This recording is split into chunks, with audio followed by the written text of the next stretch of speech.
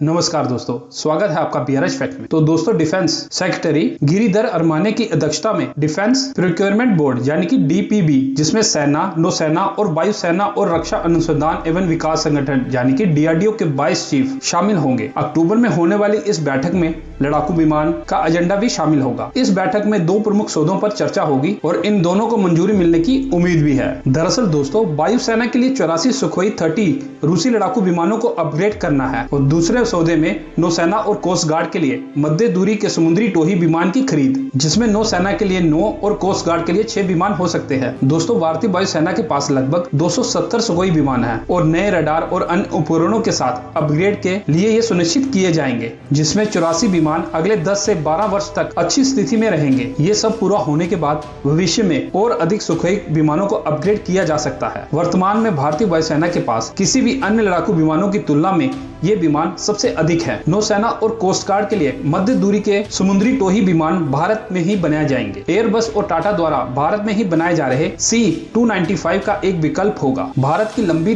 तट रेखा और हिंद महासागर में चीनी युद्धपोतों की बढ़ती संख्या और आतंकवाद और ड्रग की तस्करी के मामलों को रोकने के लिए इन विमानों का उपयोग होना बहुत ही ज्यादा जरूरी है। दोस्तों, एक बार जब डिफेंस प्रोक्योरमेंट बोर्ड परियोजना को मंजूरी दे देता है तो रक्षा मंत्री राजनाथ सिंह की अध्यक्षता वाली डिफेंस एक्विजिशन काउंसिल, जिसमें chief of defence staff general Anil Chauhan और साथ ही डिफेंस सेक्रेटरी और डीआरडीओ के प्रमुख शामिल होंगे, संभावित उन पर विचार करेगी और 1 महीने के अंदर इसका फैसला ले लिया जाएगा। तो दोस्तों, आपके क्या विचार हैं पूरी खबर पर? प्लीज कमेंट सेक्शन में अपने विचार जरूर बताना। और इसके साथ एक खबर और निकल कर आ रही है, जो है पाकिस्तान से। दोस्तों, पाकिस्तान की शाहीन 3 मिसाइल का परीक्षण गलत हो गया है। वैसे भी पाकिस्तान से कोई काम सीधा तो होता नहीं। स्थानीय पत्रकारों ने बताया है कि मिसाइल ने डेरा गाजी खान, जो एक पाकिस्तान की सिटी है, वहां पर एक न्यूक्लियर फैसिलिटी है। इस मिसाइल ने न्यूक्लियर फैसिलिटी पर हमला किया, जिसके परिणाम स्वरूप एक बड़ा विस्फोट हुआ, जिसमें 20 किलोमीटर तक की रेंज तक इसे सुना गया। दोस्तों, मीडिया रिपोर्ट से पता चलता है कि पाकिस्तान की शाहीन 3 मिसाइल ने एक न्यूक्लियर फैसिलिटी पर हमला किया,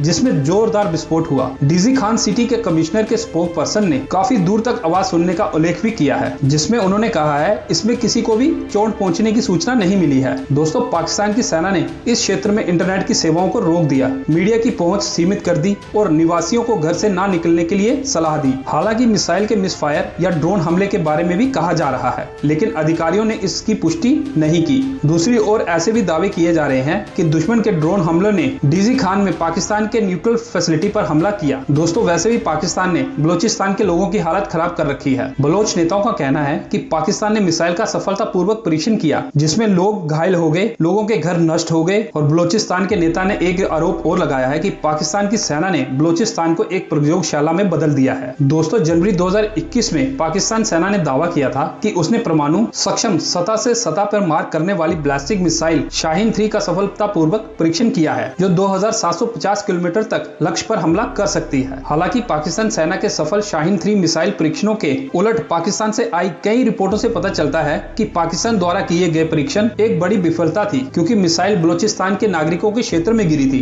जिससे कई घर नष्ट हो गए और नागरिक भी घायल हुए थे। हालांकि ये पहली बार नहीं है कि जब पाकिस्तान की मिसाइल परीक्षण फेल हुआ हो। पिछले साल सिंध प्रांत में भी जमशोरों में एक अज्ञात पाकिस्तानी मिसाइल गिरी थी। हालांकि सरकारी अधिकारियों ने उस घटना के संबंध में दावों का खंडन किया, लेकिन पाकिस्तान में इंडिपेंडेंट मिलिट्री एक्सपर्ट्स ने दावा किया कि भारत की ब्रह्मोस क्रूज मिसाइल गलती से पड़ोसी देश में उतरने के बाद पाकिस्तान ने यह मिसाइल का परीक्षण किया था। और दोस्तों, ऐसी घटना 2020 में भी हुई थी। उस समय पाकिस्तान की बाबर 2 मिसाइल, जिसे जमीन और समुद्र दोनों से दागा जा सकता है, बलूचिस्तान में एक परीक्षण उड़ान के दौरान जमीन में दुर्घटनाग्रस्त हो गई। इसीलिए तो बलूचिस्तान के लोग ये कह रहे हैं कि बलूचिस्तान को एक प्रयोगशाला में बदल दिया है। दोस्तों, जिस पाकिस्तान की खुद की कोई क्रेडिबिलिटी नहीं है, वह अपनी बातों में हमेशा यू टर्न मारता हो, और अब उनकी मिसाइलें भी यू टर्न मारकर अपने ही लोगों को मारने में लगी हुई है। अब आप मुझे ये कमेंट सेक्शन में जरूर बताना कि पाकिस्तान के लोग अपनी इन मिसाइलों पर कितना विश्वास कर सकते हैं और क्या वह इन मिसाइलों के दम पर भारत के आगे टिक सकते हैं। अपने विचार कमेंट सेक्शन में जरूर बताना। और इसके साथ अगर आपको ये वीडियो अच्छी लगी हो तो इसे लाइक और चैनल को सब्सक्राइब कर देना।